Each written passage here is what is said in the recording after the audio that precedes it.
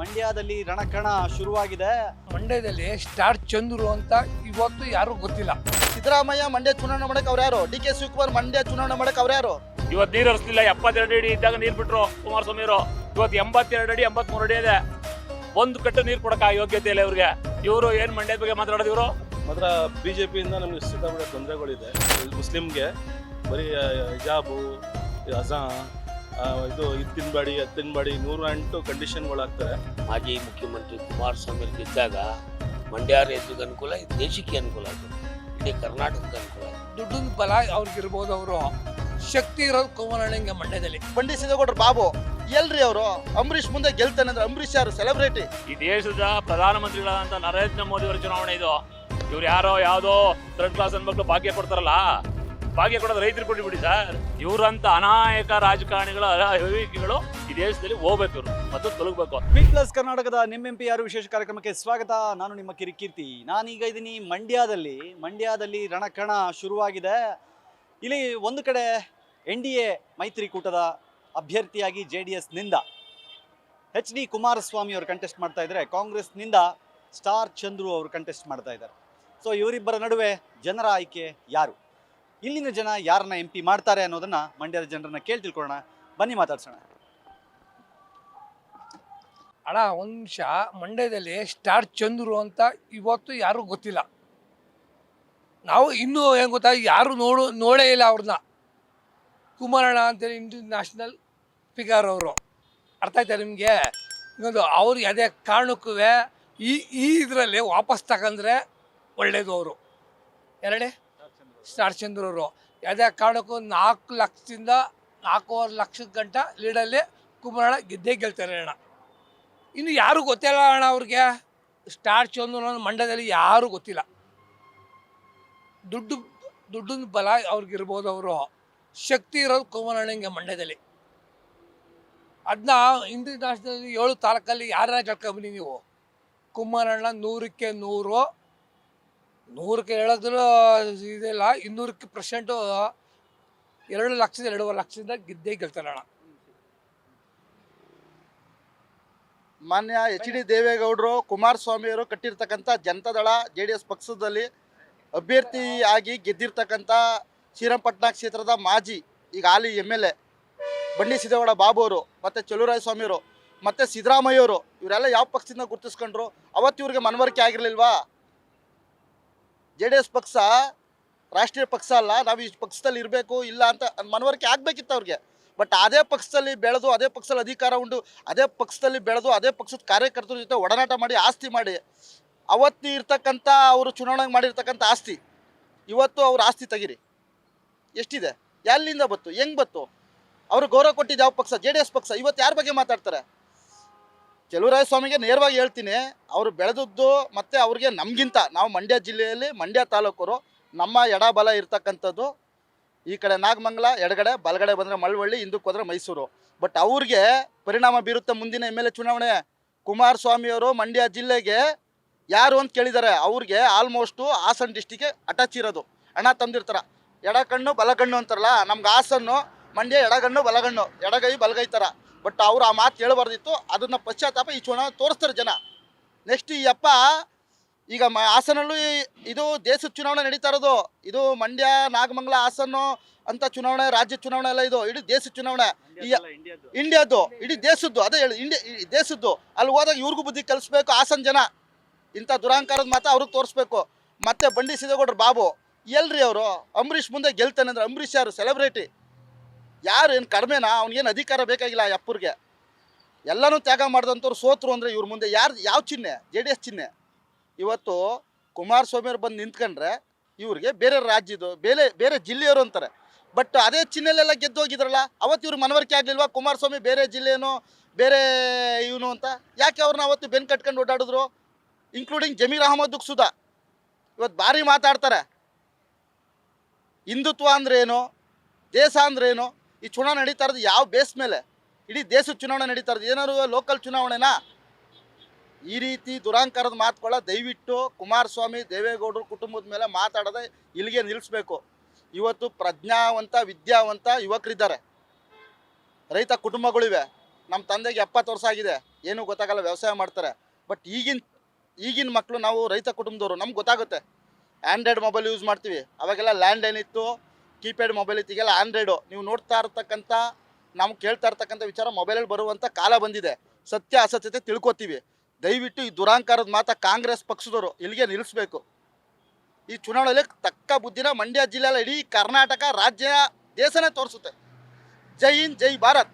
ರಾಜ್ಯ ಅಂದರೆ ದೇವೇಗೌಡರು, ಕುಮಾರಣ್ಣ ಮತ್ತು ನಮ್ಮ ಯಡಿಯೂರಪ್ಪ ಅವರೇ ಫೈನಲ್.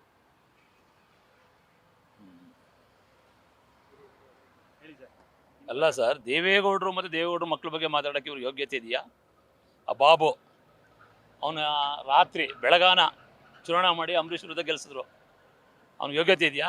ಒಬ್ಬ ಮನುಷ್ಯ ಹುಷಾರಿರೋದಿಲ್ಲ, ಯಾರು ಹೇಳ್ಬಿಡೋಯ್ತಾರ ಹುಷಾರಿಲ್ಲ, ನಮ್ಮಲ್ಲಿ ಕೈದ್ರೆ ಹಾಸ್ಪಿಟ್ಲಿಗೆ ಹೋಗಿ ಅಂತ. ಹೋಗಿ ಹಾಸ್ಪಿಟ್ಲಲ್ಲಿ ಆಪ್ರೇಷನ್ ಮಾಡಿಸ್ಕೊಬಂದ್ರು ಇವ್ರನ್ನ ಹೆಂಗೆ ಆಡ್ತಾರೆ ಅಂದರೆ, ಇವ್ರು ಎಂಥ ಅಯೋಗ್ಯ ನನ್ನ ಮಗ. ಇವ್ನು ಏನು ಓದಿದನು? ಇವನು ಅಷ್ಟು ತೇವಲಿದ್ರೆ ಒಬ್ಬ MLA ಫೋನ್ ಮಾಡಿ ಕೇಳ್ಕೊಳ್ಳಿ, ಯಾವ ಹಾಸ್ಪಿಟ್ಲಿಗೆ, ಅಪೋಲೋ ಹಾಸ್ಪಿಟ್ಲು ಏನು ಚೆನ್ನೈ, ಯಾರು ಅಡ್ಮಿಟ್ ಆಗಿದ್ದಾರೆ, ಯಾವ ಡಿಸ್ಚಾರ್ಜ್ ಆಗಿದ್ದಾರೆ, ಏನಾಗಿದೆ ಅಂತ ಕೇಳೋಷ್ಟು ಸೌಜನ್ಯ ಇಲ್ಲ ಅಂದರೆ ಇವರು ಇವರು ಇವರು ಇವರು ಇವರು ಇವರು ಯೋಗ್ಯತೆ ಇದೆ ಇವ್ರಿಗೆ? ಚಿರರಾಯ ಸ್ವಾಮಿ ಎಲ್ಲಿದ್ದ ಅಂತ ಗೊತ್ತಾ ನಿಮಗೆ? ನಮ್ಮ ಊರು ಉನಂಗನಹಳ್ಳಿ ಬಸರಾಳ್ ಪಕ್ಕ ಕಾಂಟ್ರಾಕ್ಟ್ ಮಾಡ್ಕೊಂಡಿದ್ದ, ಗುಂಡಿ ತೋಡ್ತಿದ್ದ.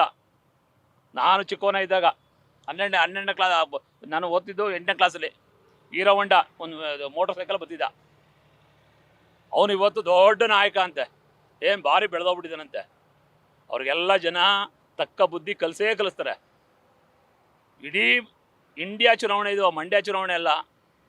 ಈ ದೇಶದ ಪ್ರಧಾನಮಂತ್ರಿಗಳಾದಂಥ ನರೇಂದ್ರ ಮೋದಿಯವರ ಚುನಾವಣೆ ಇದು. ಇವ್ರು ಯಾರೋ ಯಾವುದೋ 3rd ಕ್ಲಾಸ್ ಮಕ್ಕಳು ಭಾಗ್ಯ ಕೊಡ್ತಾರಲ್ಲ, ಭಾಗ್ಯ ಕೊಡೋದು ರೈತರು ಕೊಟ್ಟಿಬಿಡಿ ಸರ್. ಇವತ್ತು ನೀರು ಹರಿಸ್ತಿಲ್ಲ, 72 ಅಡಿ ಇದ್ದಾಗ ನೀರು ಬಿಟ್ಟರು ಕುಮಾರಸ್ವಾಮಿ ಅವರು. ಇವತ್ತು 82 ಅಡಿ 83 ಅಡಿ ಇದೆ. ಒಂದು ಕಟ್ಟು ನೀರು ಕೊಡೋಕೆ ಯೋಗ್ಯತೆ ಇಲ್ಲ ಇವ್ರಿಗೆ. ಇವರು ಏನು ಮಂಡ್ಯದ ಬಗ್ಗೆ ಮಾತಾಡೋದು? ಇವರು ಈಗಲೂ ಹೋರಾಟ ಮಾಡ್ತಾರೆ, ಜನಗಳು ಶಿವಣ್ಣಲ್ಲಿ ಕೂತವ್ರೆ. ಇವರಂಥ ಅನಾಯಕ ರಾಜಕಾರಣಿಗಳು, ಅವಿವೇಕಿಗಳು ಈ ದೇಶದಲ್ಲಿ ಹೋಗ್ಬೇಕು. ಇವರು ಮೊದಲು ತೊಲಗಬೇಕು. ಜನ ಪಾಠ ಕಲಿಸ್ಬಿಡಿ ಮಂಡ್ಯದವರು. ಮಾಜಿ ಮುಖ್ಯಮಂತ್ರಿ ಕುಮಾರಸ್ವಾಮಿ ಗೆದ್ದಾಗ ಮಂಡ್ಯ ರೈತರಿಗೆ ಅನುಕೂಲ, ದೇಶಕ್ಕೆ ಅನುಕೂಲ ಆಯ್ತದೆ, ಇಡೀ ಕರ್ನಾಟಕಕ್ಕೆ ಅನುಕೂಲ ಆಯ್ತದೆ. ಇದು ನಮ್ಮ ವಾದ. ಕುಮಾರಸ್ವಾಮಿ ಅವರು ಹೊರಗಡೆ ಅವರು ಇಲ್ಲಿ ಯಾಕೆ ಬಂದಿಲ್ಲ ಅಂತೆಲ್ಲ ಆಪೋಸಿಷನ್. ಹೊರಗಡೆ ಬರಲ್ಲ ಸ್ವಾಮಿ, ಕೆಲಸಗಾರರು ತಗೋಬೇಕು. ಹೊರಗಡೆ ಪ್ರಶ್ನೆ ಬರಲ್ಲ, ಕೆಲಸ ಮಾಡೋರಾಗಬೇಕು. ಇಲ್ಲಿ ಯಾವ ಹೊರಗಡೆಯಿಂದ ಇದ್ರವ್ರು ಅವರು ಕರ್ನಾಟಕದವ್ರೆ ಅವರು ಅಲ್ವಾ? ಕೇರಳ, ಆಂಧ್ರ ಹೊರಗಡೆ ಅಂತ ಹೇಳ್ಬೋದು. ಇವ್ರು ಕರ್ನಾಟಕ ಸ್ಟೇಟ್ ಆದ್ದರಿಂದ ಹೊರಗಡೆನೋ ಪ್ರಶ್ನೆ ಬರೋದಿಲ್ಲ ಇಲ್ಲಿ. ಗೆಲ್ತಾರೆ ಖಂಡಿತ 100% ಗೆಲ್ತಾರೆ. ಸ್ವಾಮಿ, ಹೊರಗಡೆ ಕ್ಷೇತ್ರದವರು ಅಂತ ಹೇಳಿದ್ರೆ ತಪ್ಪಾಗುತ್ತೆ. ಕಾರಣ, ನಮ್ಮ ಪಂಚಾಯತಿ ಚುನಾವಣೆ ಮತ್ತು ನಮ್ಮ MLA ಚುನಾವಣೆಗಳನ್ನ ನಾವು ನೋಡಬೇಕಾದ್ರೆ ಅಕ್ಕಪಕ್ಕ ಹಳ್ಳಿ ಜನನ ನಾವು ವಿಶ್ವಾಸ ತಗೋತೀವಿ. ಸೊ ನಮ್ಮದು ಬಂದು ನಾಗಮಂಗಲ ಬಿಟ್ಟರೆ ಬೆಳ್ಳೂರು ಕ್ರಾಸು ಹಾಸನ ಡಿಸ್ಟಿಕ್ಕು, ನಾವು ಮಂಡ್ಯ ಡಿಸ್ಟಿಕ್ಕು. ಸೊ ಅಣ್ಣ ತಮ್ಮದಿರ ಥರ ಇದ್ದೀವಿ. ಇಲ್ಲಿ ಹೊರಗಡೆ ಪ್ರಶ್ನೆನೇ ಇಲ್ಲ, ಬೇರೆ ರಾಜ್ಯದವರೇ ಅಲ್ಲ. ಇಲ್ಲಿ ನಾವು ನಿಮಗೆ ಹೇಳ್ಬೇಕಾಗೋದಕ್ಕಿಂತ ಹೆಚ್ಚಾಗಿ ಮೀಡಿಯಾದಲ್ಲೆಲ್ಲ ಆಲ್ಮೋಸ್ಟ್ ಬಂದಿದೆ, ಗೌರವಾನ್ವಿತ ವ್ಯಕ್ತಿಗಳೆಲ್ಲ ಹೇಳಿದ್ದಾರೆ.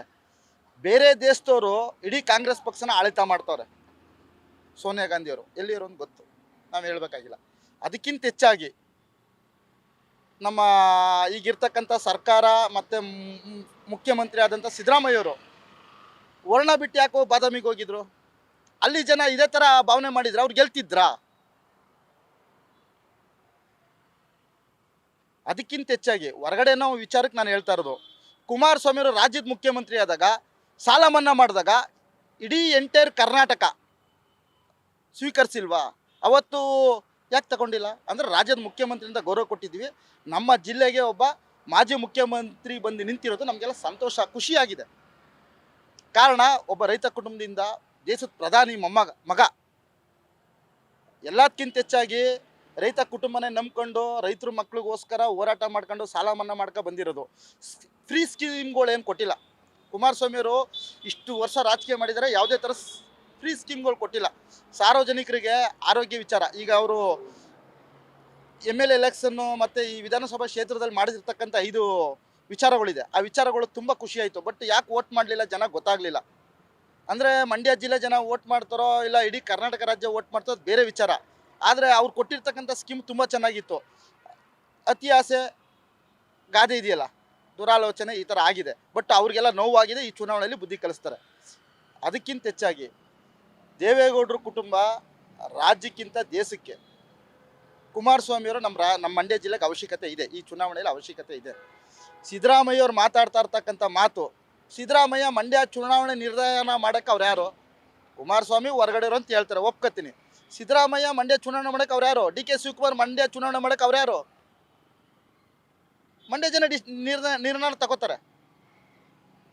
ಬೇರೆ ಜಿಲ್ಲೆಯವರು ತೀರ್ಮಾನ ಮಾಡ್ತಾರೆ ಅಂದರೆ ಇಲ್ಲಿ ಬಂದು ನಿಂತ್ಕೊಳ್ಳೋದ್ರಲ್ಲಿ ಒಬ್ಬ ಮಾಜಿ ಮುಖ್ಯಮಂತ್ರಿ ನಮ್ಗೆ ಖುಷಿ ಅಲ್ವಾ?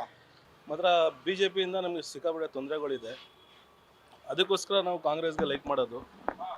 ಅವರು ಮಾತಾಡಿದ್ರೆ ಇದು ಮುಸ್ಲಿಮ್ಗೆ ಬರೀ ಹಿಜಾಬು, ಅಜಾ, ಇದು ಇದು ತಿನ್ಬೇಡಿ ಅದು ತಿನ್ಬೇಡಿ 108 ಕಂಡೀಷನ್ಗಳು ಹಾಕ್ತಾರೆ.